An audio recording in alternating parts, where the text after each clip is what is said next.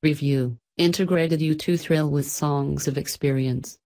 Like its 2014 predecessor, U2's Songs of Experience is the product of a difficult and drawn-out recording process.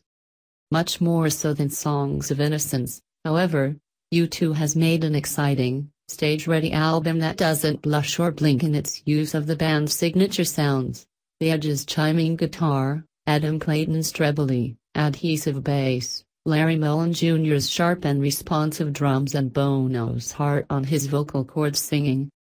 Songs of Experience was supposed to be completed soon enough after Songs of Innocence, but things kept getting in its way.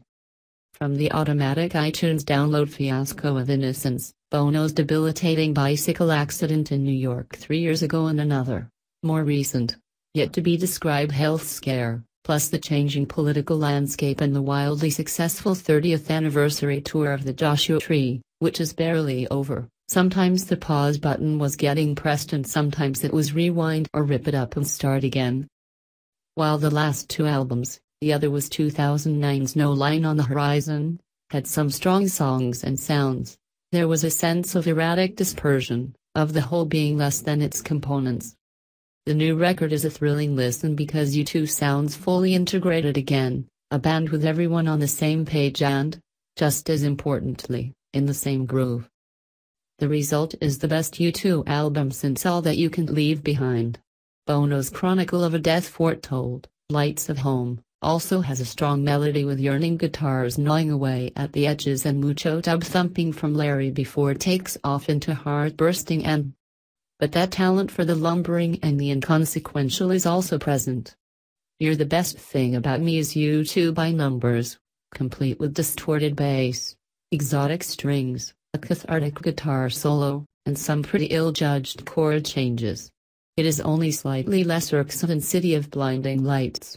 Get Out of Your Own Way is another one of those dispiriting U2 moments when U2 sound like the Killers trying to do a U2 song only with possibly less cliches and tuneless choruses, while Kendrick Lamar's satiric Old Testament fire and brimstone preaching is the best thing about the dumb stomp of American soul. There are many references to the past. The little things that give you away may touch on the small hours menace of Act 2 Baby, but it's just another plodding verse. Chorus workout that collapses after a breakneck dash to an anticlimax. The Blackout, however, bounds along with all the distortion of Zoo TV era on a bass line that would support a suspension bridge. There are also plenty of well-meaning but top-heavy clunkers like Love Is Bigger Than Anything in Its Way, Flatulent Heroism on a Grand Scale, and 13. There Is a Light, a somewhat superfluous slight return to Soy's windswept song for someone. As is often the case with U2, they were at their very best when they are vulnerable. Questioning his very motivation after a recent volley of fresh attacks, Bono even sounds almost thunderstruck by a new sense of self-awareness on at least one song here. But even after this return to form, the band will remain as polarizing as the polarized world they're singing about. Despite it all, U2's staying power, self-belief and hope remains admirable after all these years.